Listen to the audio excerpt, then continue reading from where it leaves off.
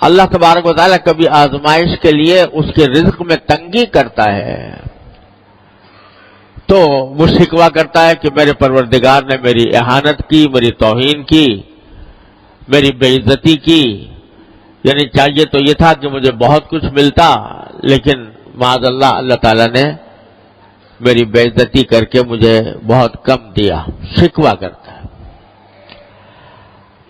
اللہ تبارک و تعالیٰ آگے یہ فرماتے ہیں کہ اگر یہ رزق میں تنگی آتی ہے تمہارے تو در حقیقت اس کی وجہ تمہارے خود اپنے تمہارے اعمال ہوتے ہیں۔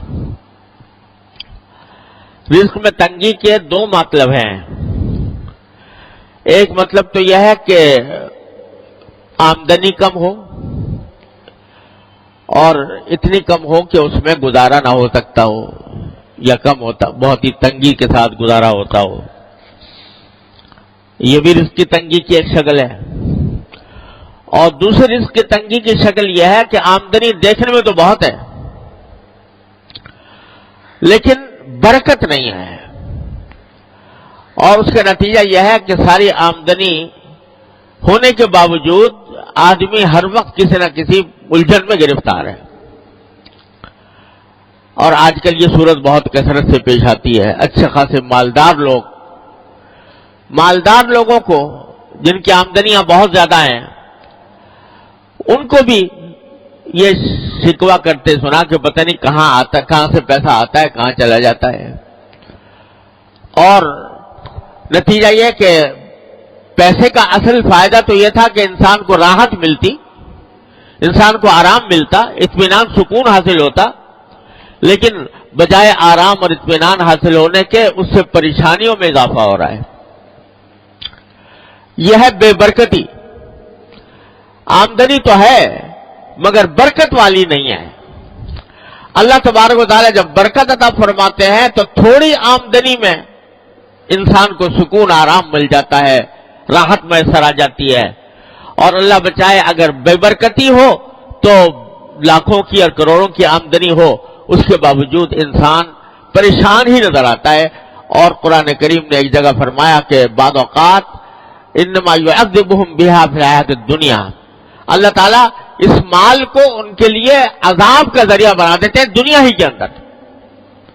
یعنی مال تو بہت ہے لیکن مال کی حصول میں، اس کی تلاش میں، اس کے لوگ سرگرداں ہیں، تو اس میں دن کا چین میسر ہے، نہ رات کا آرام میسر ہے، نہ بیوی بچوں کے ساتھ وقت گزار سکتے ہیں، نہ اپنے گھر والوں کے ساتھ اطمینان کے ساتھ بیٹھ سکتے ہیں، راحت میسر نہیں۔ پیسہ ہے مگر راحت نہیں، یہ بھی رزق کی تنگی کی ایک بدترین شکل ہے۔ تو اللہ تبارک و تعالیٰ دونوں قسم کی تنگیوں کا، اس میں الفاظ جو ہیں دونوں قسم کی تنگیوں کے کو شامل ہیں کہ چاہے آمدنی کم ہو یا آمدنی میں برکت نہ ہو، دونوں کی وجہ در حقیقت یہ ہے کہ تم لوگوں کے حقوق ضائع کرتے ہو۔ لوگوں کے حقوق کیا ضائع کرتے ہو؟ پہلا ذکر کیا یتیم کا، لا تحاضون علی طعام بلکہ لا تکرمون الیتیم، یتیموں کی عزت نہیں کرتے۔ یہ نہیں کہا کہ یتیموں کو کھانا نہیں کھلاتے، بلکہ عزت نہیں کرتے۔ مطلب یہ کہ اول تو یتیموں کی دیکھ بھال میں تمہاری کمی ہے، اور اگر کبھی کوئی کرتا بھی ہے تو اس کا جیسا اکرام ہونا چاہیے، جیسی عزت ہونی چاہیے، اس قسم کی عزت اس کو نہیں دیتے ہیں۔ وَلَا تَحَاضُّونَ عَلَىٰ طَعَامِ الْمِسْكِينِ، دوسرے لوگوں کو بھی کوئی ترغیب نہیں دیتے کہ تم مسکینوں کو کھانا کھلاؤ، مسکینوں کے حاجتوں کو پورا کرو۔ ایک تو یہ بات تھی۔ پھر فرمایا وَتَأْكُلُونَ التُّرَاثَ أَكْلًا لَمًّا، اور میراث کو تم لپیٹ کر کھا جاتے ہو۔